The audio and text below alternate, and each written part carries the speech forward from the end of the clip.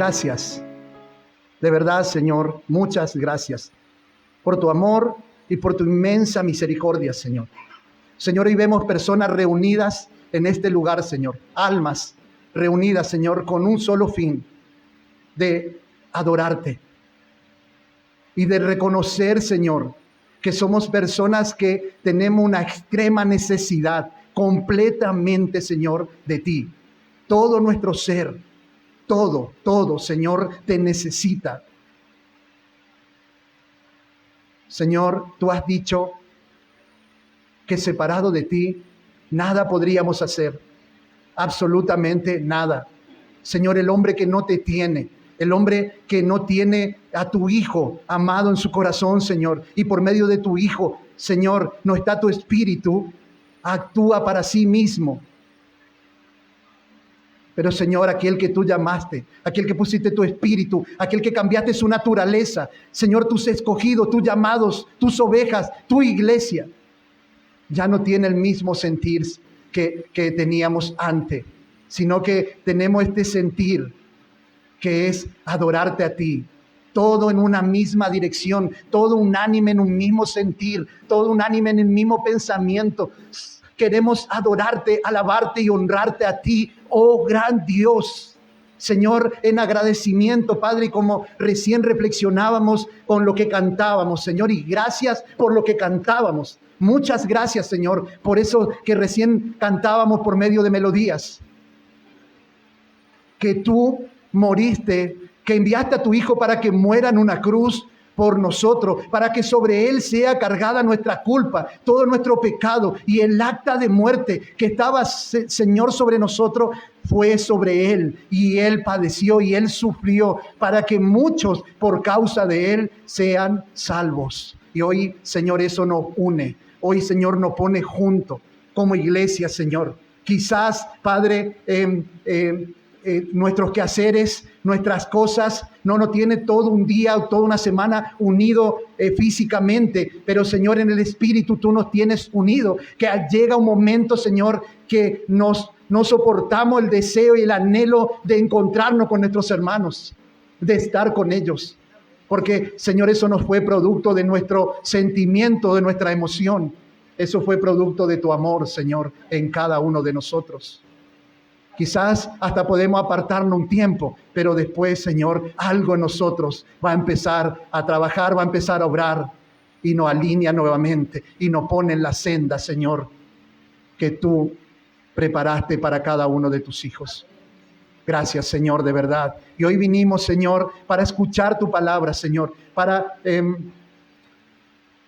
crecer, Señor, en nuestra vida espiritual por medio de este alimento sólido que es tu palabra, Señor, por medio del Evangelio. Señor, así como nosotros necesitamos comer día tras día para que nuestro cuerpo físico no se debilite, Señor, también necesitamos tu palabra para nuestro espíritu, para nuestra vida espiritual que esté fortalecido en ti, Señor.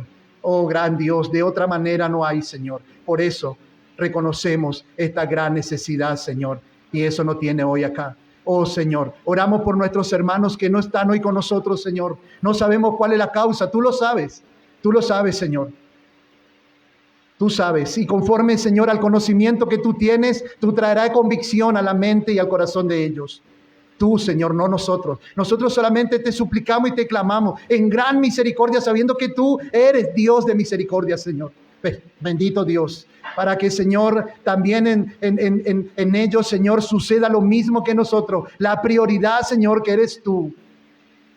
Pero tú sabes, Señor, y tú conoces.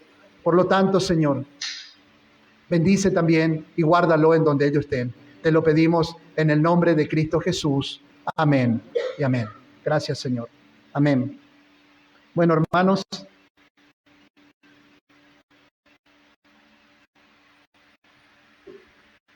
habíamos comenzado con el Evangelio de Marcos. Seguramente que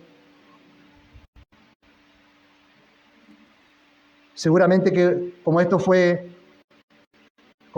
del domingo pasado más, seguramente que usted algo se debe acordar todavía. Amén. De nuestro primer versículo del Evangelio de Marcos, del capítulo 1. y nuestro primer versículo del capítulo 1 de Marcos, que habíamos compartido el domingo pasado, dice: principio del Evangelio, ¿de quién?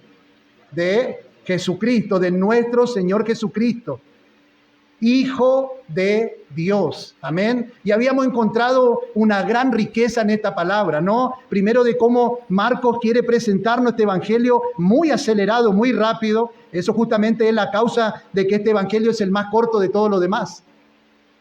Este es el que menos capítulo tiene. Llega hasta el capítulo 16, por lo tanto, los demás evangelios superan.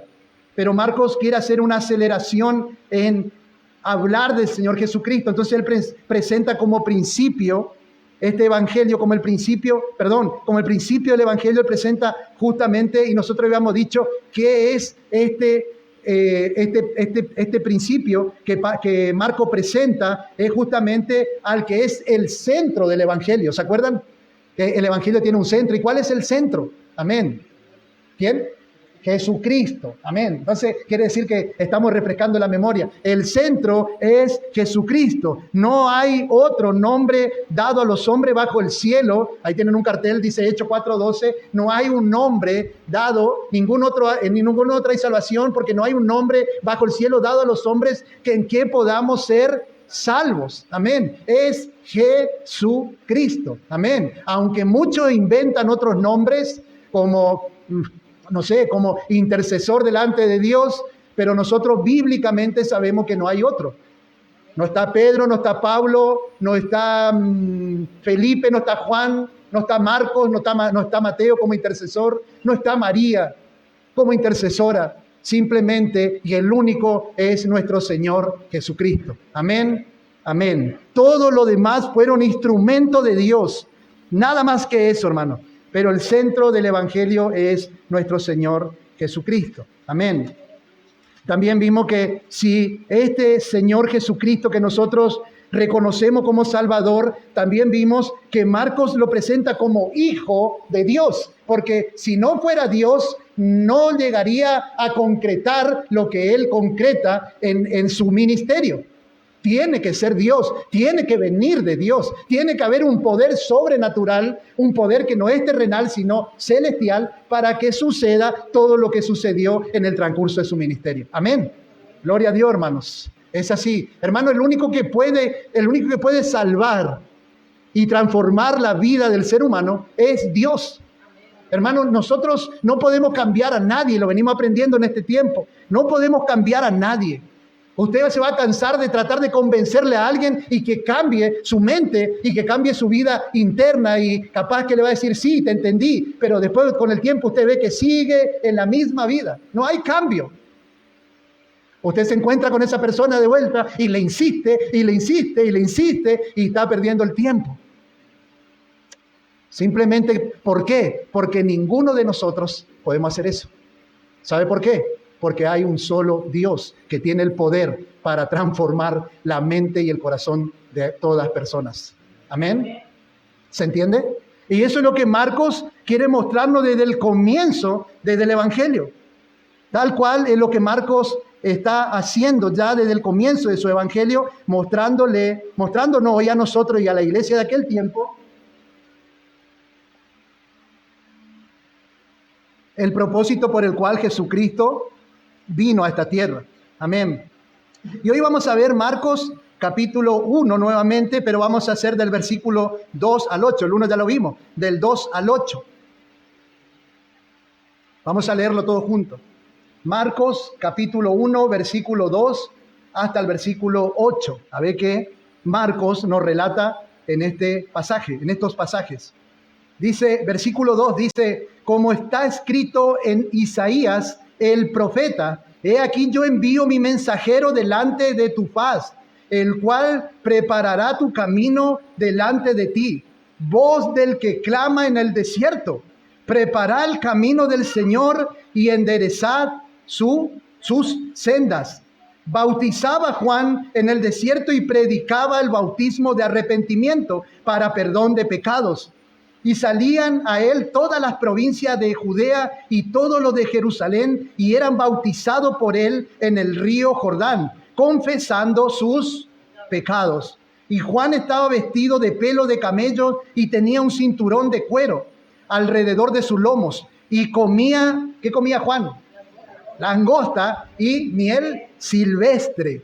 Versículo 7. Y predicaba diciendo, Juan predicaba diciendo, viene tras mí el que es más poderoso que yo, a quien no soy digno de desatar encorvado la correa de su calzado. Versículo 8. Yo a la verdad os es bautizado con agua, pero él os bautizará con el Espíritu Santo, o con Espíritu Santo. Amén. Gloria a Dios, hermano. Y uno diría y pensaríamos y diríamos, ¿y qué nos deja este pasaje? Porque hay un relato, hay una historia de un hombre que ha salido del desierto, ¿y qué nos puede dejar esto? ¿Qué puede enseñarnos? No, prefiero otro pasaje donde diga, si tú estás cansado, Dios es tu fortaleza. Ah, ese quiero yo, ese me habla a mí, ¿no? Pero decimos, ¿qué me deja este pasaje de Marcos? Con una historia de un hombre que sale del desierto, que está vestido muy diferente a lo demás, con pelo de camellos, vestido con un cinturón, comiendo langosta y alimentándose con miel silvestre. ¿Qué nos enseñará esto? ¿No? ¿Por qué Marco no evitó esto y por qué no salteó a otras cosas como más útil? ¿No? Pero déjeme decirle que esto tiene un contenido precioso, valioso y muy rico para nuestra vida espiritual y para nuestra vida como iglesia de nuestro Señor Jesucristo. ¿Cuántos lo creen así? Amén. Entonces, hermanos, lo que Marcos quiere mostrarnos a través de esto es el evangelio, que este evangelio comienza con un Dios fiel. ¿Cuántos dicen amén? ¿Ustedes saben lo que es fiel? ¿Qué es fiel? ¿Qué es ser fiel? Nosotros somos infieles. ¿Pero qué es ser fiel? Ser fiel es que te cumple. Ser fiel es, ¿qué más? Que no te falla. Ser fiel nunca te abandona, nunca te deja, no te cambia por otro. Ser fiel. Ese es el Señor. El Evangelio comienza con un Dios fiel. Y ese es el título de mi sermón. El Evangelio comienza con un Dios fiel. Hermanos, en realidad había buscado otro título que hablaba sobre el arrepentimiento, pero después repasando y volviendo a leer el mismo texto, me doy cuenta, el arrepentimiento es bíblico, es necesario, pero Marcos no enfatiza justamente sobre el arrepentimiento, sino que el énfasis que hace Juan es sobre un Dios fiel que cumple. Amén. ¿Y cuántos creen que Dios cumple? ¿Será cierto? Porque decimos amén, pero después dudamos. Después decimos, ¿será que Dios nos olvidó?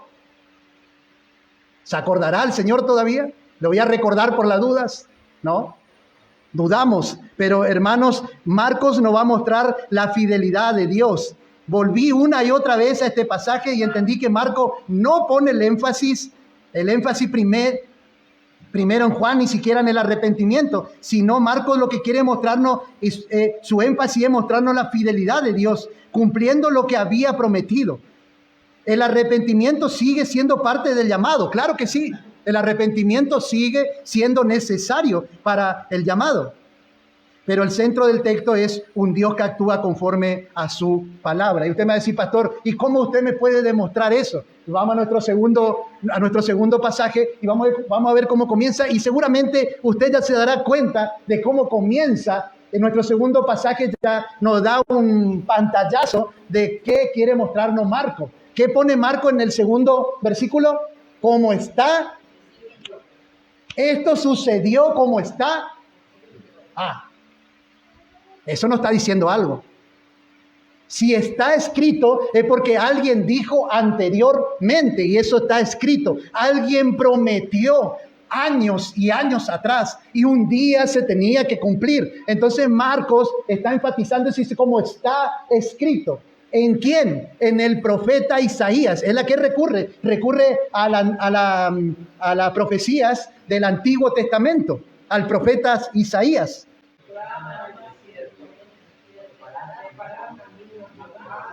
Enderezad calzada en la soledad a nuestro Dios. Ahora vamos a Marcos de vuelta.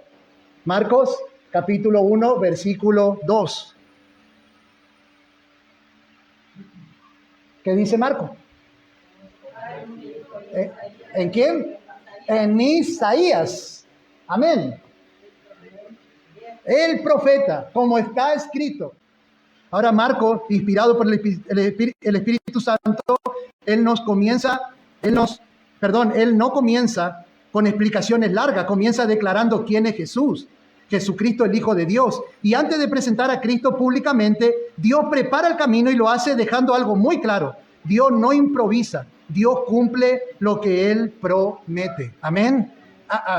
Dios cumple lo que Él promete. Algunos creen en eso, otros parece que dijeron ahí, voy a esperar un poquito más.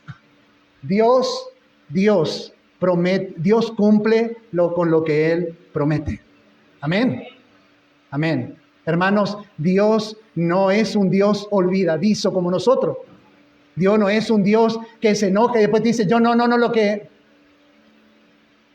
Si yo sabía que era para eso, yo no. No, Dios es un Dios que cumple lo que Él promete. Amén. Para su gloria, conforme a su voluntad, a su tiempo. Así lo hace el Señor. Él cumple su promesa. ¿Cómo? Nos muestra Marcos enviando un mensajero que prepararía el camino del Mesías. Esto no es un detalle menor. Marcos quiere que entendamos que lo que está ocurriendo ya había sido anunciado por Dios.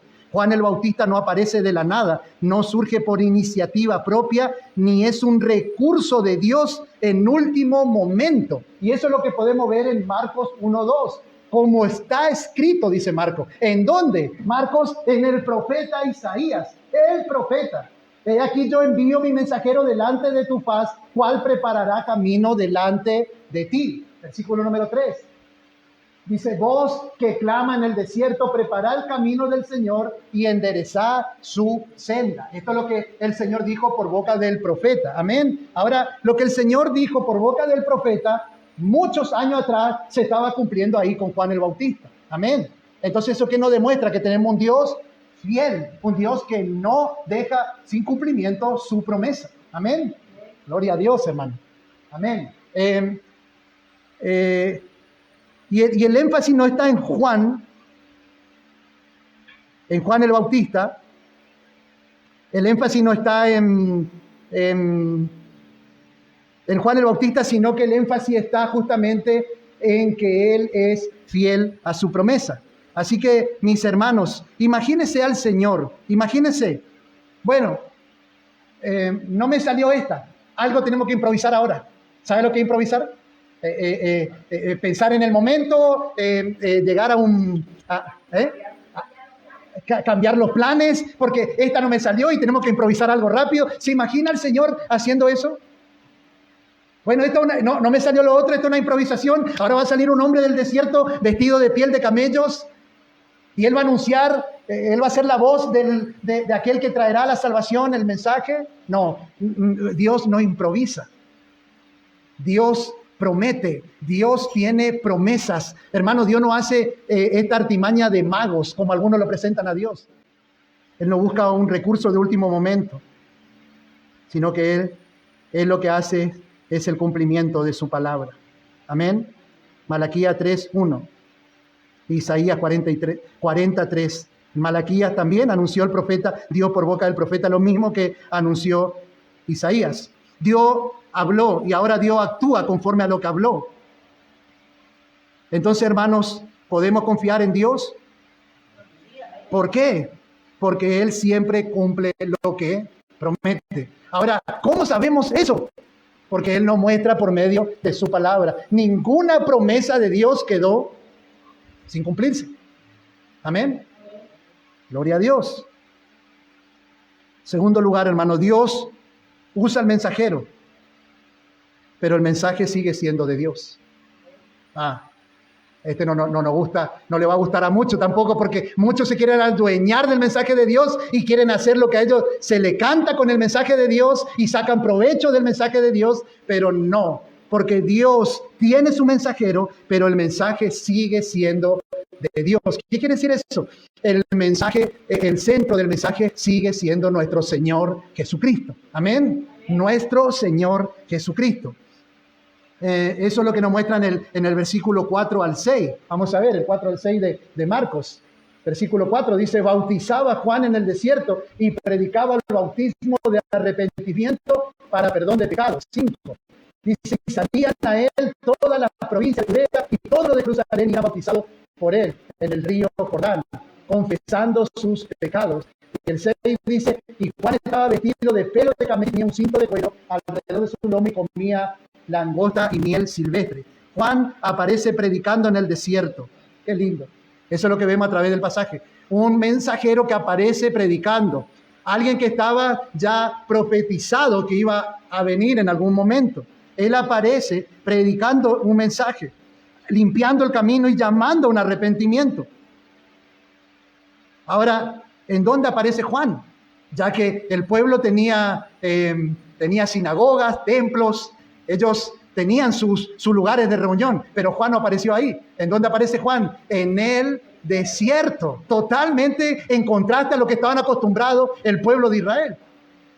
Porque Juan podía aparecer en un templo, en una sinagoga de ellos, religiosos. Pero Juan aparece en el desierto, y en el desierto empieza a ejercer su ministerio, y no en el centro religioso. Dios decide cumplir su promesa usando a un hombre, ¿cómo? Sencillo, con un mensaje claro, con una vida coherente con el mensaje. Amén. Y Marcos nos agrega un detalle, no quise dejar pasar esto, por eso yo siempre lo remarco y tengo mi apunte para no olvidarme, porque es muy fundamental e importante para nosotros. Y Marcos agrega un detalle que no es casual. ¿Qué es, hermano? Mira, cuando Marcos nos dice cómo vestía Juan. Y yo pensé y dije, ¿será que Marcos simplemente describió esto para rellenar o hay algo detrás de esto? ¿Qué quiere enseñarnos el Señor? No nos olvidemos que Marcos escribía inspirado por el Espíritu Santo. Amén. Y si el Espíritu Santo estaba inspirando a Marcos, pero nuestra mente limitada a veces nos lleva a pensar en esto. Digo, ¿Marcos habrá puesto esto solamente para llenar el espacio y completar el libro? Una descripción, por la duda. Tenía su vestimenta con cuero, con pelo de camellos y un cinturón de cuero. ¿Qué pensaríamos de eso? Entonces me llevó a investigar, un arduo trabajo de investigar, de estudiar, por supuesto que pidiendo en oración la guía del Señor, la guía de su Espíritu. Porque Marcos decía que Juan vestía y que se alimentaba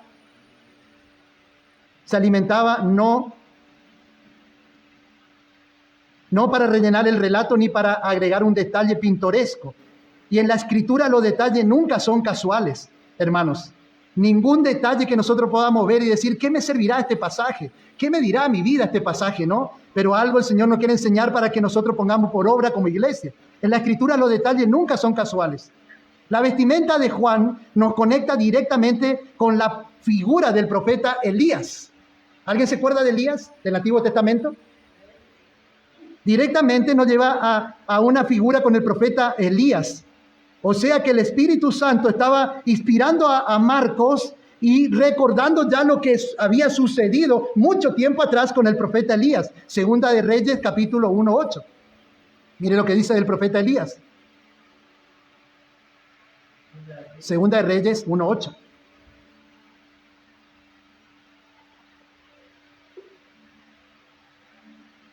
¿Qué dice, hermanos?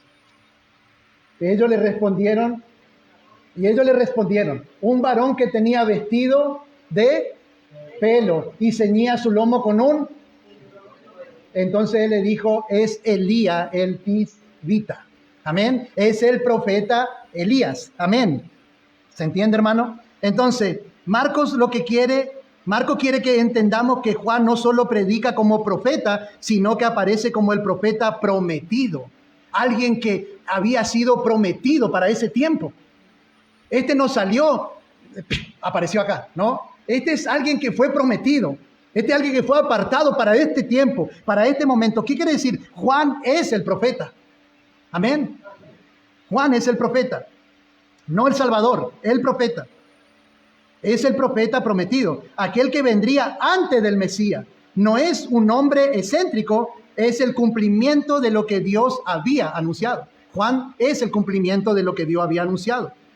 Aún su vestimenta, Dios nos está mostrando que Él cumple su palabra. Ahora, hermanos, simplemente pensemos esto, ¿no? Un hombre viene del desierto, preparado por Dios, desde mucho antes de los tiempos que ellos estaban viviendo ahí en ese momento. Sí, ¿se entiende? ¿Cómo eran los religiosos? ¿Cómo relata la Biblia de los religiosos? Dice que ellos eran de una vestimenta, ¿cómo? No era cualquier vestimenta. Su vestimenta resaltaba entre todo el pueblo. Los fariseos, por ejemplo, dicen que ellos tenían una vestimenta diferente a los demás. ¿Por qué? Porque ellos se creían mejores que los otros. Y cuando ellos pasaban, tenían que agachar las cabezas, todo, porque acá pasa el gran sumo sacerdote, reverencia. Imagínense los padres a los chiquitos diciendo, oh hijo, algún día tú seas como él, ¿no? O como ellos. Pero Dios hace algo diferente, un contraste a la vestimenta de los religiosos y hace salir a un hombre con piel de camello, totalmente diferente, y con un cinturón de cuero. ¡Wow! Y mire lo que comía Juan, miel silvestre. ¿Y qué comían los religiosos? Grandes banquetes. Lo mejor eran para ellos. ¿Se da cuenta? Lo mejores eran para ellos. El mejor pan, el mejor vino, la mejor comida, la mejor mesa. Ellos preparaban todo para ellos, lo mejores. Pero Juan aparece como el profeta de Dios, su vestimenta simple, común, del desierto, y comía miel silvestre. Amén. ¿Cómo hace el Señor? Como Él quiere.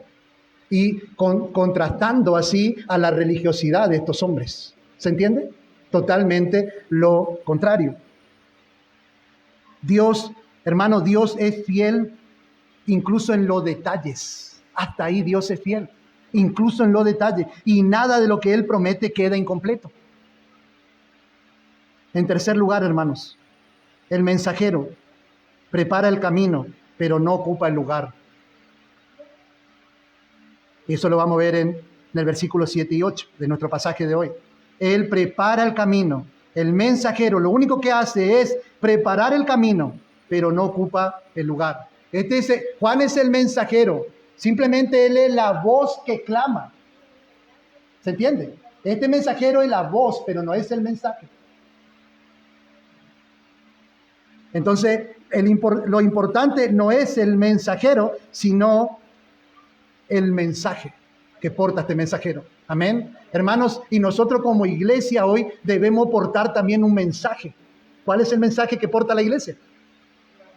El Evangelio. ¿El Evangelio de quién? De nuestro Señor Jesucristo. ¿Por qué de nuestro Señor Jesucristo? Porque Él es el centro del Evangelio. Amén. ¿Se da cuenta? Entonces yo no puedo pararme acá y decirle, hermanos, el Evangelio de hoy es que tú prosperes, que tú seas sano, que la enfermedad no llegue a tu vida, que no te toque ninguna mala. No, ese no es el Evangelio. Eso es poner en el centro al hombre y sacarlo a Cristo. El Evangelio es predicar a Cristo en la situación que tú te encuentres. Amén. Diferente. Predicar a Cristo en cualquier situación que esté el ser humano. O pobre o rico, debe ser predicado Cristo. Y en los versículos 7 y 8 vemos al mensajero preparando el camino, pero él no ocupa el lugar. Juan mismo se encarga de dejar bien en claro esto. ¿Cómo? A ver, dice, y predicaba diciendo.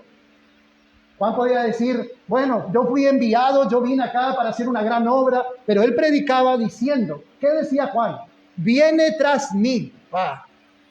Él se podía apropiar del mensaje. Apláudanme. Yo soy el gran siervo de Dios. ¿Y usted hace milagro, pastor? Sí, Dios me concedió eso. Oh. Juan no dijo eso. Dice, y él predicaba diciendo, mire lo que él predicaba, diciendo, dice, viene tras mí el que es. Entonces, Marcos sigue mostrándonos quién es el centro. Ni siquiera Juan, el Bautista, aquel que perdió la cabeza. Ni siquiera Juan, sino viene detrás de mí el que es más poderoso que yo, a quien no soy digno de desatar encorvado la correa de su calzado. Juan mismo está demostrando de que hay alguien mayor que él. Amén. Hermanos, el que el mundo rechaza, el que las iglesias de hoy en día lo rechaza. De verdad, rechazan a nuestro Señor Jesucristo. Lo sacan afuera con tal de que entre hasta el diablo si es posible. Pero Jesús, quédate ahí. No lo dicen así, por supuesto, lo dicen Jesús, quédate ahí, pero con las acciones te das cuenta que Jesús quedó en la puerta y entraron todos los demás a la invitación.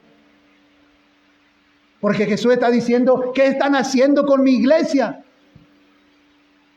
Quédate ahí, porque nosotros vamos a hacer lo que nosotros queremos. ¿Qué tal Juan diría eso? Bueno, a mí me enviaron, yo salí del desierto, así que yo ahora voy a hacer lo que a mí se me da la bendita gana. Yo soy el profeta. ¿Se entiende? Esto es algo así. Hermanos, como iglesia nosotros tenemos el deber, el Señor nos dejó un tesoro que es su evangelio. Y nosotros tenemos el deber de publicar esa buena noticia como iglesia. ¿Y quién es la buena noticia? Cristo. Y lo que más anhelo es que Cristo sea formado en ti y en mí. Entonces, hermanos, esto no se trata de nosotros, sino se trata de Él, de nuestro Señor Jesucristo. Y nuestro trabajo es, como Juan, predicar este evangelio sabiendo que el poderoso es Él. Amén. ¿Cuántos dicen amén? El poderoso es Él. Y Juan mismo se encarga de dejar bien en claro, viene uno más poderoso que yo. Juan no se presenta como el protagonista. No busca seguidores para sí, como hay muchos que lo hacen. Hermanos, ¿se imagina que si nos interesaría seguidores? Estaríamos diciendo un montón de cosas lindas que a la gente le guste oír. Y tenemos seguidores. Abra las redes sociales y usted va a encontrar muchos hombres así. ¿Qué quiere la gente? Sanidad. ¿Qué quiere la gente? Milagros. ¿Qué quiere la gente? Prosperidad. ¿Qué quiere la gente? Salir del pozo donde está hundido. ¿Qué quieren? Bueno, prestamos eso. Y tenemos seguidores a roletes. Lleno, vamos a tener que buscar otro salón más grande. En las redes sociales, like. Toneladas. Simplemente buscando un protagonismo en eso. Ahora, lo que Marco nos quiere enseñar por medio de esto es que el protagonista no somos nosotros. ¿Cuántos dicen amén? El protagonista no eres tú ni yo. Por medio de Juan, el protagonista es Él. Amén. Por lo tanto, el protagonista siempre gana. Él es el dueño de todo. Y Juan dice, viene uno más poderoso que yo. Y Juan no se presenta como el protagonista y ni siquiera busca seguidores para sí. Él no intenta quedarse con el centro de la escena. Te quiero mostrar en otro pasaje, en otro evangelio. Juan 1:30 también dice lo mismo.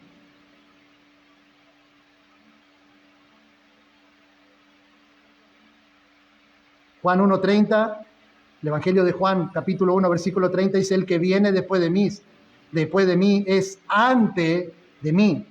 Juan sabe bien, Juan sabe quién es y sabe quién no es. Amén. Juan sabe. Juan dice, este es aquel de quien yo dije, después de mí viene un varón, el cual es antes de mí. Entonces uno pensaría y diría, pará un poquito, pastor. ¿Cómo que este que viene después de mí si Juan vino primero? ¿Se acuerdan ustedes del nacimiento? Va María, Se encuentra con su prima Isabel. Isabel estaba embarazada de Juan y María entra en embarazo de Jesús. ¿Quién nace primero? Juan. Nace primero Juan. Entonces uno diría, ¿para qué no entiendo esa parte? ¿Cómo que Juan el primero? Después viene el Señor. Pero Juan dice así, yo dije, después de mí viene un varón, el cual es antes de mí. ¡Wow! El cual es antes de mí porque era primero que yo. Amén. ¿De quién está hablando Juan? Del mismo Dios. Amén. El Dios que nadie lo creó, al Dios que nadie absolutamente, Él no tiene un creador, Él es el creador, Él es eterno, un Dios que existió siempre. Amén. Entonces Juan dice, este es antes de mí, yo no puedo estar por encima de Él, yo no soy ni siquiera capaz de desatar la cuerda de sus sandalias, no soy digno, yo soy pecador y Él es santo. Hay en otro pasaje donde Juan dice, Señor, y es necesario que yo mengüe y que tú, ¿conocen eso? Señor, es necesario que yo mengüe y tú crezca. Amén. ¿Se entiende? Entonces hay alguien mayor. Es Cristo. Eso es lo que nos quiere mostrar Marcos. Hermano, a través de este pasaje pudimos notar la fidelidad de Dios, de cómo el Señor cumple con lo que Él promete. Nosotros pudimos ver la promesa de Dios a través de los profetas y Dios cumpliendo a través de sus instrumentos. Amén. ¿Y qué quiero decirte con esto? Que cada uno de nosotros fuimos llamados como instrumento de Dios. Amén. ¿Y en qué quiero llegar a esto? Es que Dios va a cumplir con cada uno de nosotros. Va a llevar a un cumplimiento. Esto no quedará por la mitad. ¿Se entiende? Y tú y yo no lo sabemos, pero Él lo sabe. Amén. Juan predicaba no de Él, sino aquel que venía después de Él. Amén. Y que era antes de Él. ¡Wow! Nosotros también, hermanos. Como iglesia debemos predicar de aquel que es poderoso. Amén. Hermanos, no despertémonos como iglesia. No nos dormamos más. Es Cristo el todo para el pecador. Es Cristo el todo para el hombre. Hermanos, nosotros podemos enviar quizá a nuestros hijos, a nuestras hijas, a nuestros nietos, nietas, sobrinos, sobrinas, quien sea. Podemos enviar hasta psicólogos, personas que capacitan. Lo vas a hacer un montón lo vas a mandar a hacer un montón de cosas. Pero si no conoce a Cristo, es todo de balde. Entonces Dios nos dio esta oportunidad de hablarle de Cristo. Sentémosle y hablemosle de Cristo.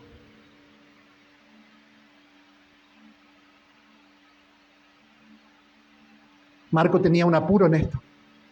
Entonces él relata hoy para nosotros también de la misma manera. Primero, el centro es Cristo. Y segundo, lo que Él promete, Él lo cumple. Amén. Hermano, no por medio de otra cosa, de verdad. Es por medio de Cristo. Y todo lo que vamos a ir viendo en Marcos, vamos a ver que es por medio del poder de Dios. En el Evangelio de Marcos vamos a ver personas endemoniadas quedar libres del demonio, personas enfermas sanarse. Vamos a ver un montón de milagros, todo manejado por el poder de Dios centrado en Cristo. Amén. Vamos a ver un montón de cosas que nos va a mostrar la verdad del Evangelio. Amén. Hermano, podemos hablar de un Dios poderoso, pero si no hay evidencia, ¿se entiende? Tiene que haber evidencia. Y la Biblia, y este pasaje refleja también de que Juan predicaba un arrepentimiento. Y eso no podemos quitar del texto. En otros pasajes, en otros evangelios inclusive dice, y Juan venía del desierto diciendo, arrepentíos. ¿Por qué? Hermano Sergio. Porque el reino de los cielos se ha acercado. Arrepentíos. Llama a un arrepentimiento. Hermanos, el evangelio sin arrepentimiento no es un evangelio. Porque el evangelio no es de emoción ni de sentimiento. El evangelio es de arrepentimiento. Por eso el domingo pasado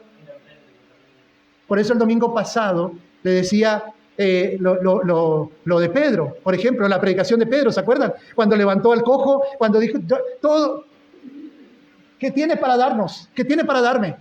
¿Una limosna? No tenemos plata ni oro, pero lo que tengo o lo que tenemos, vamos a darte. En el nombre de Jesús, ¿se acuerdan? Levántate y anda. Al instante, el cojo se levanta y anda. ¿Se entiende, hermano? En aquellos días vino Juan el Bautista, en Mateo 3:1, predicando en el desierto de Judea y diciendo, arrepentíos porque el reino de los cielos se ha acercado. Cuando Pedro y Juan hicieron ese milagro, cuando Cristo hizo por medio de nuestro Señor Jesucristo, por medio de Juan y Pedro, la gente se amontonaron. Y Pedro, lleno del Espíritu Santo, ya sabía lo que había en el corazón de ellos. Idolatría, un corazón idólatra. Vieron que los judíos, y somos iguales, que muy rápido eran para idolatrar algo. Lo mismo nosotros, lo mismo. No hay ninguna diferencia, hermano. Lo mismo. No tenemos que ser judíos para ser idólatras. O el gaucho, o el San fulano, San Mengano, o el mejor jugador a veces se convierte en nuestro... Rápido somos para idolatrar nuestros hijos, nuestra esposa, el esposo, y así idolatramos, somos muy rápidos. Estos eran rápidos para idolatrar también. Entonces Pedro los frena. Dice, no. Lo que sucedió acá es que aquel que ustedes lo mataron hace unos días nomás, por el poder de él, este hombre fue sano. ¿Y qué dijeron la gente? ¿Qué debemos? Dice, compulgido de corazón. Ellos estaban impactados y dijeron, ¿qué debemos hacer, varones? Arrepentíos. Amén. El Evangelio trae un llamado. Arrepentimiento. Amén. Hermanos, el arrepentimiento es reconocer de que no puedo, de que soy débil, de que soy faltante, de que soy pecador, pero que tengo un Dios que todo lo puede, que es fuerte y que no falla en nada y que es fiel. Eso es arrepentimiento. Señor, yo no puedo, tú lo puedes. Yo soy pecador, tú eres santo.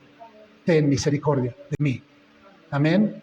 Eso es llegar a un arrepentimiento. Cuando el Evangelio de Cristo llega a nuestra vida, el mismo Evangelio que predicaba Juan, cuando llega a nuestra vida es el mismo Cristo que predicamos nosotros hoy. Cuando ese Cristo llega a la vida del pecador, tú te das cuenta, porque Él deja de inflarse, sino que Él ahora, no puedo. Él deja de creer en sí mismo y ahora cree en alguien que todo lo puede. ¿Se entiende? Ese hace el Evangelio de Cristo. Amén.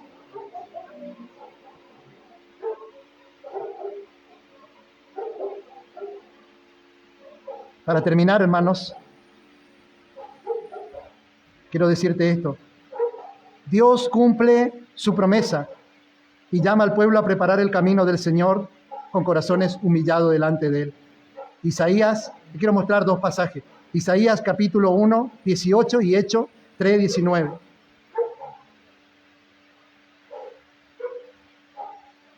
Isaías 1, 18 dice, venid luego, dice Jehová, y estemos a cuenta. Si vuestros pecados fueren como la grana, como la nieve serán emblanquecidos.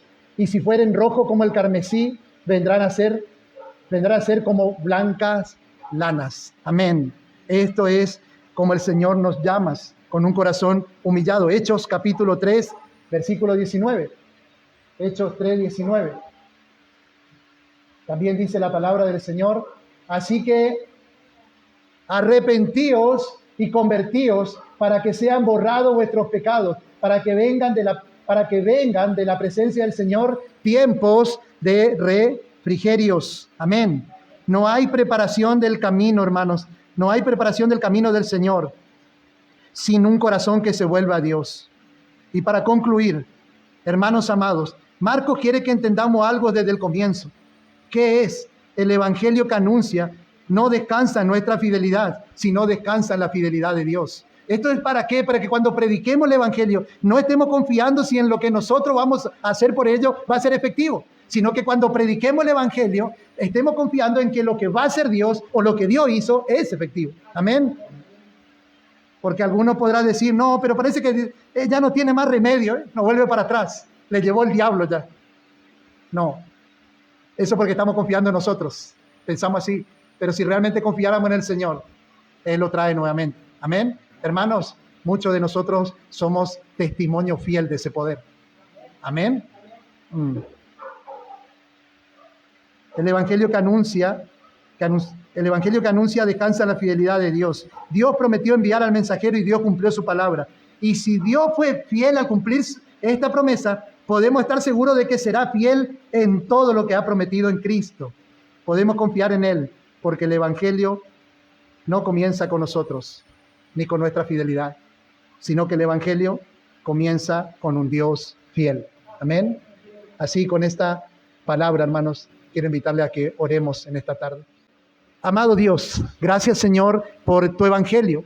Señor, que también nos trae esta seguridad, Señor, que es tu promesa. Señor, ver el cumplimiento de tu promesa, Señor, la fidelidad a través del cumplimiento, Señor, de lo que tú has dicho. Señor, todo lo que tú prometiste, Señor, tú lo has hecho.